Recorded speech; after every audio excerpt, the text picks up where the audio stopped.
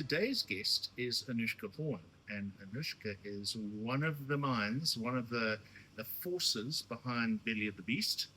I've referred to it as my favorite restaurant I've never eaten in, but then I ate in it, so now it's just my favorite restaurant. And Galjoen, welcome. Hi, thank you. Thanks for being on the show. It's amazing. Well, I'm very excited about it. And so you should be. What a Yeah. wonderful show we have for you today. So there's a kind of a formula that we work on, right? Yeah. How the show is going now, so that people can kind of locate themselves in the process and know what information they're going to get. And the first thing that I want to find out is how you've been going. What made you choose food? So actually, to be really honest, I didn't really know what I wanted to do when I was younger at all. I found myself in kitchens a lot, but Why? not cooking, eating. I love eating. I love to eat. Yeah. Yeah, so like I'd say like my grand's kitchen is kind of where it began. Yeah. A little bit cliche, but that's And what kind of a kitchen was it? Is it very kind of traditional? very Afrikaans traditional kitchen? Afrikaans, yeah, Yeah. Priadies and like just all the like kind of classic. Lots South of heavy African- steamed puddings. Yeah, no. Well, she had like a malva pudding that was next level. No one else could make it like she did, and yeah, basically, I would always just go check what's in the pots, and you could never leave there without getting fed. So, I mean, apart from a real like love of food and that kind of cultural, historical background of eating, if you didn't know where you were going to go, how did you end up in a cooking school? So, I think it was kind of like high school. I spent quite a bit of time in the home ec classes, but I didn't have home ec as a subject. I was a bit of a stoutgat in high school, so I'd like bunk a class and then end up with a friend at a home ec class, and I kind of enjoyed it quite a bit. Yeah. When it came to choosing what I'm going to do, my mother put a bit of pressure on me, and I thought, I love cooking, I love making people happy with food, even though I didn't realize it before, you know. Okay. I just thought back, and always at a braai or when we were hosting, I would want to make something, and it made me happy when people enjoyed it. Yeah. So that's It's interesting that your story and Neil's story, Neil Swart, your business partner, it's kind of the same, because he also didn't know what he was going to do when Yeah. he left, and he was also a bit of a slapkrak when it came to like choosing his academic direction. Yeah. And both of you just love food, spend time in the kitchen because you love food, and somehow bumbled your way into. And where did you study? Where did you do your formal training? I was at ICA. ICA, okay. Institute of Culinary Arts. That's in Stellenbosch, right? Yes. And yeah, at that time we were still on Spier, and then we moved over to Bannock, and it was quite a bit smaller. Yes, okay. But I didn't finish. I initially did a 3-year course, and when it came to the 3rd year, I was working at Terroir, and I was loving it. And you wouldn't need a lot more training than with Michael Broughton. Yeah, no, he's fantastic. Fantastic. I think I learned most of what I knew. I think when I got into that kitchen, I was like, okay, so this is how it works, you know, and that was kind of like a moment for me. So did you learn a lot from him? I really learned a lot. Like, I mean, I think the sections that I worked in the kitchen there was also like, I didn't just get thrown into a veg section, a student section, you know. Yeah. I got straight, they put me into the pastry section straight off the bat. And I think it was like a week or two of working with someone, and then I was on my own.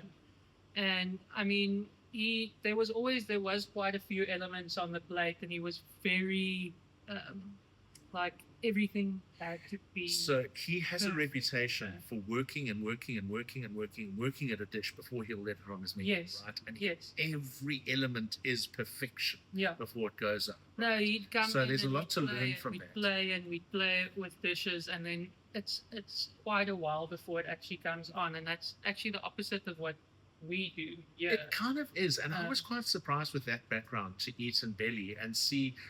Not, it's very technique driven, very ingredient driven, but not fussy. Yeah. No, we like simple food. We Simple like food, food yeah. that we like to cook, the food that we like to eat. And let the That's- ingredients speak for itself. Yeah. Yeah. And I mean, sometimes we get silly ideas. Like sometimes it's frying something at home, and then I'll call Odette or Iska, and I'll be like, "I had this. How can we put it in the restaurant? How can we make this dish and serve it on the menu?" On the menu. Yeah. Just because the flavor stuck with me, or a combination stuck with me, or something like that. You know? Let's just talk, because obviously we covered Belly of the Beast. Let's kind of bring the Belly of the Beast thinking into what happened with Galjoen. How did Galjoen come about? I think Neil and I both have had quite a passion for seafood for quite a while. Yeah. We love seafood. Like I think seafood is one of my favorite things to eat. Obviously, in a restaurant like Belly of the Beast, we can't just serve a lot of seafood, you No, know. yeah. So it's been in the making a long time. We actually wanted to initially open up Galjoen right next to Belly of the Beast, in the space where Tambourine is. Was Tambourine available? Or It was available. We had designs and plans and everything in place, and it just fell through. And at that time, because Neil and I, we were very hesitant to open Galjoen. It was just after COVID. So, nerve-wracking times. yeah, we Yeah. kept on saying, we're going to do it, we're going to do it. And then eventually, when we were ready to do it, the space fell through. So we said, let's just walk down the road, see what's open, because Yeah. you're literally 40 meters away. Yeah. No, So it's easy to coordinate between two. And how Yeah. does it work? Neil runs one, you run the other, or do you each cross over? No, so we split our time between the restaurants. So we'd have like who's the responsible person today, so everyone knows that they can call either myself or Neil Okay. Yeah. on that day. And then so when he's here, I'm not. When I'm here, he's not. But we also have our moments where we sit together during the day and just work together. Okay. Yeah. Talking about opening a restaurant in Harrington Street, you've got the second one open here, and at some stage, I think we need to sit down and talk about Seerbambus, because I'm very excited about that concept. Okay. But I want to know what the influences are in Galjoen, because first of all, you named your restaurant after the South African national fish Yeah. that's endangered. Yeah. Right? It's on the red list. Is that? Yeah. It's not Yeah. the orange list, it's red. No, it's red red, listed. yeah. Yeah. Yeah, Okay. we're not allowed to serve it here. You know, so Right. um, But so then why name the restaurant Galjoen? I think it was a little bit. We were talking about a lot of names. I think it was a little bit to create awareness as well. Okay. So, yeah, Galjoen. Not a lot of people knew that it's the national fish. It's the thing. That's- I only know that because of the name Galjoen, because you named your restaurant People Galjoen. I was think it's what's like Galjoen? the snook or something like that. You know, it Yes. seems a lot more. Obvious, Yeah. because everyone in the Western Cape lives on snook. Yeah. But yeah, it's the Interesting. Galjoen, and then also we did some research into the Galjoen, and it's a very resilient fish. It kind of adapts to its surroundings, Oh. and I think that was also again after COVID. I think we adapted a lot and changed up a lot, Yeah. and it felt appropriate. Appropriate. It felt like the right name. Yeah. And getting to what you're serving in Galjoen, I mean, I know that sustainability, whole beast cooking is very much a part of Belly of the Beast, Yeah. right? So how does that play itself out in Galjoen? So I'd say it's still very much focused on. So the menu structure in Galjoen is very, very similar to Belly of the Beast. Okay, I so mean, it's a set menu, bookings. yeah. And then basically we'll see what's in season and what's available. We've got some great suppliers that we have very good relationships with, you know. And you need to be able to adapt, because you're not always going to get the same fish for the same dish. So even if it's in season, you guys might go out and come back with nothing, right? Yeah. Are you using abalone, or have you spread it a little bit wider than that? It's a bit wider, so it's abalone, green fish, cape fish, southern cross, and then we've got mussel as well, which is we've got an oyster For tank the from oyster, mussel yes. and we get our mussels and our oysters from them. Yeah, and then anything that we can find that's interesting, sometimes go foraging a little bit as well. So yeah. And treating the food. I mean, are you? Is there a lot of cooking, or do you try to leave it pretty much in the state that you find it? What? I really think so. We've got a head chef, Iska, Yes.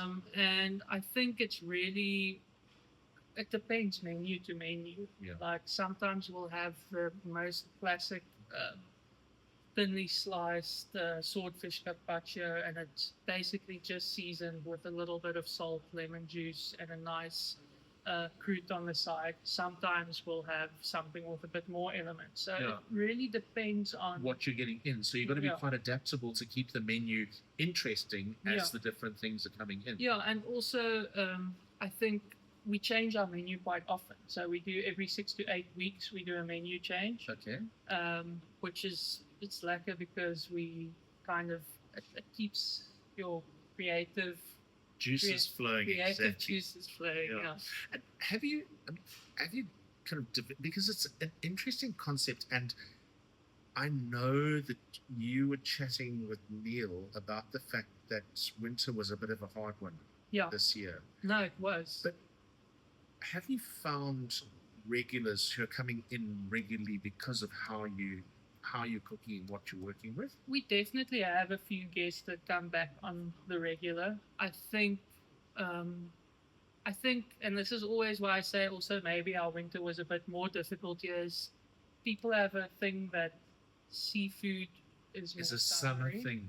For me, it's almost the opposite, like Yeah. a mussel potjie, because we have stuff like that, like Yes. a mussel potjie with warm bread. I mean, that's winter.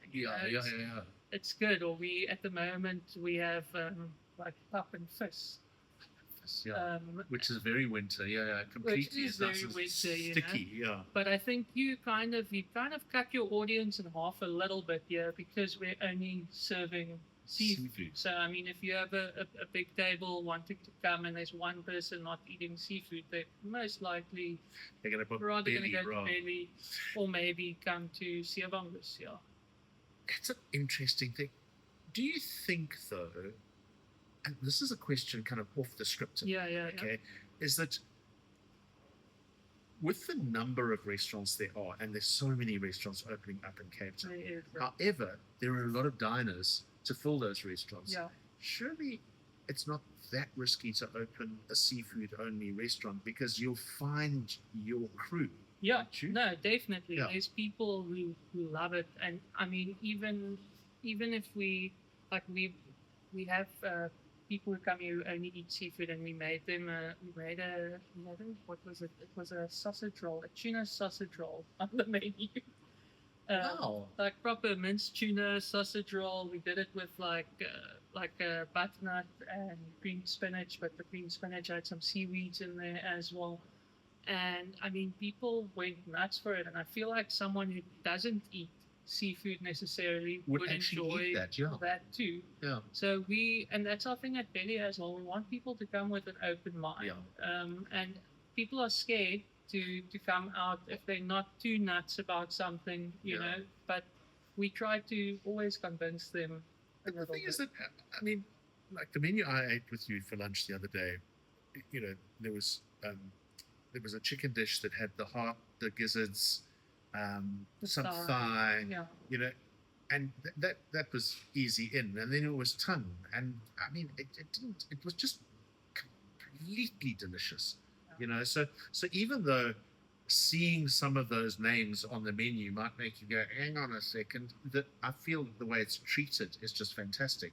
So that you're inventive and make a sausage roll out of tuna, that's amazing for Galjoen, And that's the thing, that's what we're trying to do. We want people to be open. So sometimes we'll get someone who says, I don't like this type of fish. And then we'll say, don't you just want to try it. And Yeah. we've convinced people, you know, we have convinced people. And speaking of that, I mean, are you looking at species, not just the regular old tuna, salmon, dada? Are you looking at unusual species that people would not normally eat? Are you going across the range, whatever's edible? I think it's what's the freshest and what's available. Yes, You know, so yes. it's not necessarily if it's like if we get something great, like if Abelobi has something out of the ordinary, fantastic, we'll Yeah. order it. But I think because it's so limited in a way to get fresh produce, we take what we can Take get whatever you can get, yeah. do something special. You So, know? I mean, one of the questions on the sheet is you know, what is your favorite dish that you think sort of typifies what you do?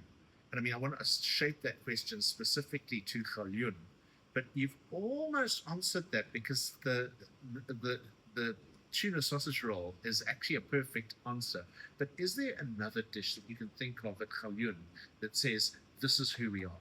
If you come here, eat this, and you'll understand me as a chef. So I'd say there's a dish called the rock pool.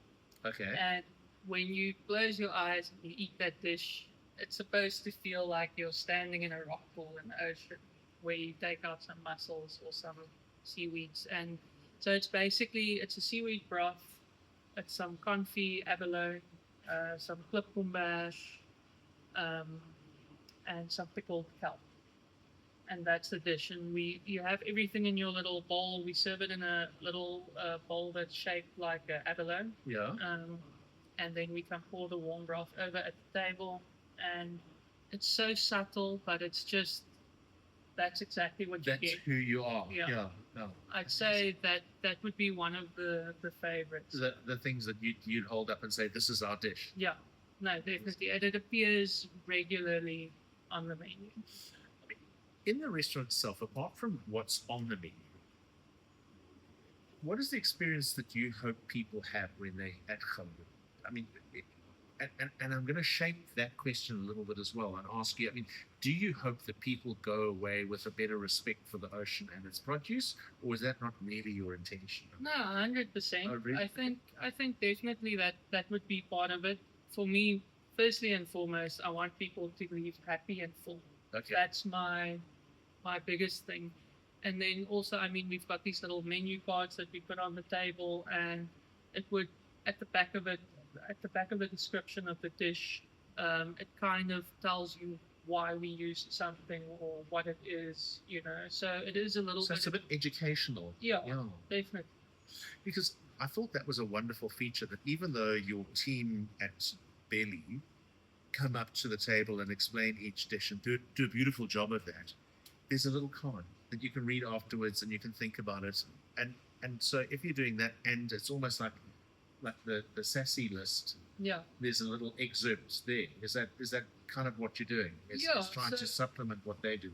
Yeah, so basically I think the reason why we started doing it is more people wanted to know what they were eating. Sometimes they were enjoying themselves so much they don't really listen when the explanation comes, and we don't have a printed menu because we find a lot of times if you have a printed menu, someone sees one ingredient and they're like, I don't eat this and I don't eat that and I don't eat that. Very interesting. And yes. we want to avoid that completely. Yeah. You know what you're gonna get once it's in front of you, and then you get your little menu card to explain a little bit more.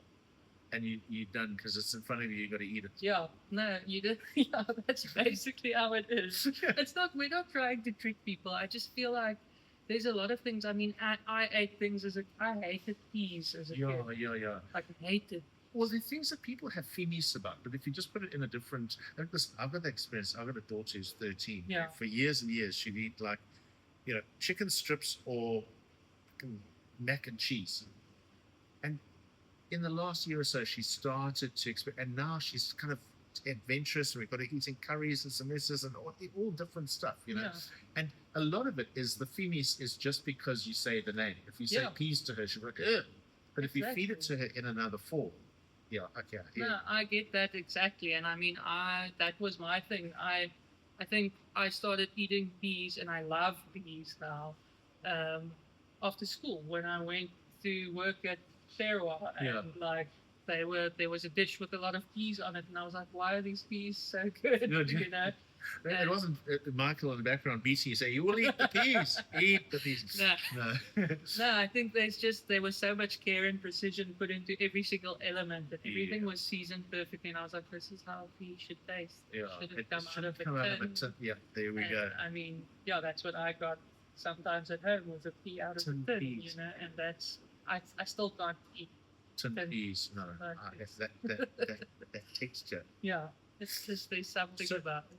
You work to bookings only. Yeah. A set menu. So you managed to keep the waste way down. Yeah. Right? Was that always intentional with Yeah, so from the start at Belly, I mean, when we opened Belly, we were only seating 20 guests at a time.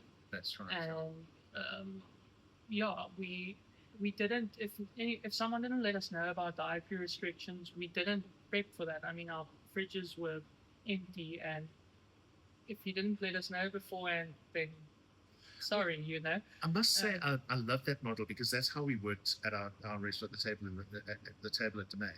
Right, is that you book, we buy for the bookings, we cook for the bookings.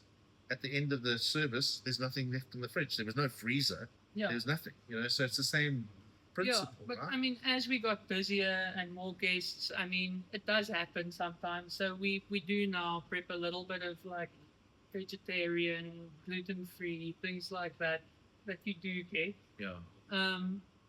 Because it's also difficult sometimes now. Someone's sitting there and they really can't. you Can't know, participate, can't- yeah. because they arrived and they're on life support, so they can't eat peas. Yeah.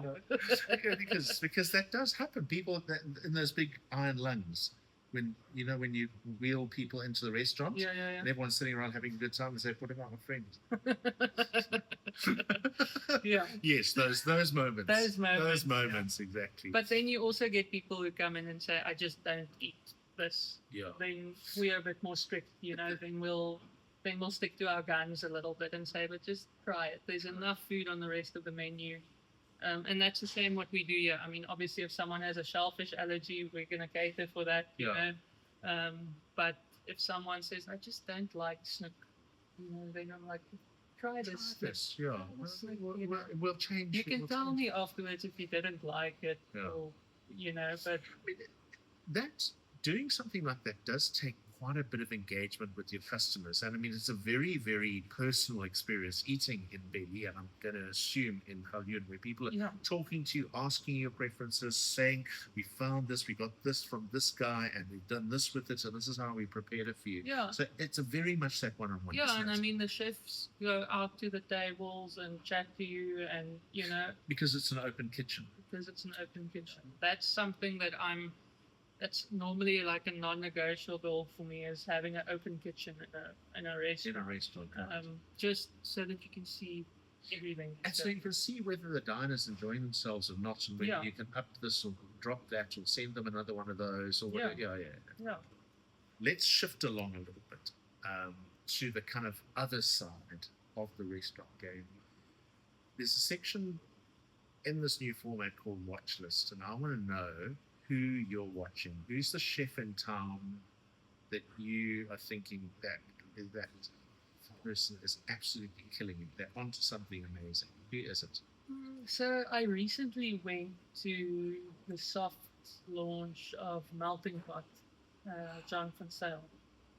Exactly, because Studied they've moved with him in as from. well. Oh, did you? Yeah, okay, yeah. because they've moved in. Because I've been following Melting Pot since they were that little pop-up in was it Wales Street or just around the corner? I think it was Loop Street. I think, Was it Loop and then they were in Wales. in after Wales that, upstairs? upstairs of the That's gin right. bar. Yeah. That's right. Exactly. And what a Yeah. journey they've had. I'm going to talk to them. Yeah. No, you do. So, what was the soft opening like? It was insane. I Oh, mean, really? like, I think I went to every single spot he had, and multiple times. Yeah. And for me, the food is just absolutely fantastic. It's so good. And that's what I found. Like, that's going to be my spot. Like, I'm going to go there often. Often. You know. And what about like a sort of a little neighborhood regular for you? So I mean, I live in the northern suburbs. Yes. Okay. There's not a lot of restaurants in the northern suburbs. I mean, so we do come into town to eat quite often. I'd say, like, I love going for a quick lunch at Lelo's, doing their Okay. pasta Tuesday, pasta Thursday. Yeah. It's always Perfect, yeah. every single time, and it's a surprise every time Yeah. because it's a different pasta. Another venue that I need to talk to about Lebanese. Yeah. Yeah, definitely. Yeah. And then I mean, love going to Diaz. That's Well, always like one. Neil told me a little secret in his interview about sneaking off to Diaz from time to time. Yeah. I have to say, it's a legendary place. Yeah. Just summer, go in there in flip flops. Yeah. The food's always, it's consistently good. Yeah, no, just to like, I mean, we were there as a big table for dinner the other night, and we order a platter with everything on, and it just comes to the table, and you just Tear dig it, in, yeah. and it's just Fantastic. proper like feel good food. Yeah, and then just one more spot that I also love. I haven't been in a while, but it's like my ultimate favorite is Bow Down. Love going there. Comes up a lot in this show. Yeah, Really does. Yeah. I would imagine it's Yeah. insane. It's so Fantastic. good. Yeah. Yeah. Okay, and then the very last thing before we sign off on Galjoen and Anouchka Horn is what's your like secret comfort food? Like you're at home watching Netflix, and you know, like you go and fry an egg and put it on Bovril toast or something. What's that thing that secret thing, or the thing that when you get home from a late shift, you're like, oh no. So I've got a few, Okay. but I'm I going to have start So with. There's something I love about this, and it's a double chili cheeseburger from McDonald's. oh, Go through the drive-through, double chili cheeseburger. That's it. Just one double chili cheeseburger. That's something. And well, speaking of burgers, didn't we have a conversation about Sunni yeah, and a Sunni burger? I love a Zuni burger, but I'm not gonna after work drive there And also they'd probably be closed because Yeah. what are you looking at the shop 11, 12? No, I mean, I'm not locking up the shop. We've Not got always, okay. some fantastic managers who, Okay, who good. do Yeah. that. Good. So I love a good burger, but I think my ultimate comfort and like go to like guilty pleasure almost is it's the next day's lamb loin chop on a piece of plain white bread with butter with some chili chutney on the side. That's Oh, the thing. Lamb chop on bread is the best thing ever. That fat just melts onto the bread and you kind of sweep it up and it's so Neil makes a chili chutney. It's like a family recipe. Oh yeah. Yeah, we'll organize you. We'll as well. organise me some of that because I do like myself a taste of chili. That's good. And I always have that in the fridge. And then on a slice of bread with Slice the of bread chop. with yesterday's chop. Yeah. Sounds good. I might try that my own self. Yeah. Anouchka Horn, it's been fantastic chatting to you. It really, what a wonderful natter. If you're in Cape Town and you want to try our local seafood, you can't do better than Galjoen. So thanks for chatting to me. Thank you. Lekker.